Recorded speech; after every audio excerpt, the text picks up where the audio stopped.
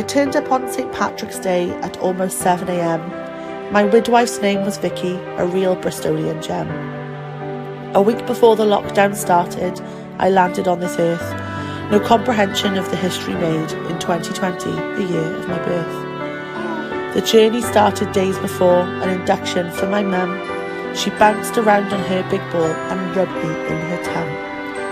While we were in our bubble, all safe on Ward 18, the world was in confusion thanks to COVID-19. The staff at Singleton SDU were fantastic, truth be told, reducing the fear of what's outside, keeping mothers brave and bold.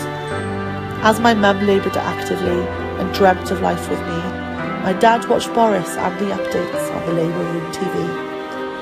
Some super guys in the theatre room sorted out my mum, and I was left alone with Dad to change my wrinkly bum. There were cups of tea and toast and jam for mummies who were hungry, advice and care from a nursery nurse while I tried to feed from Mummy. Everyone was amazing in every place that we had been. We were cared for brilliantly despite the emerging COVID-19. I'm 8 weeks old and still at home. I long to meet my nanny, but until it's safe to go outside, I'll make do with Mummy and Daddy.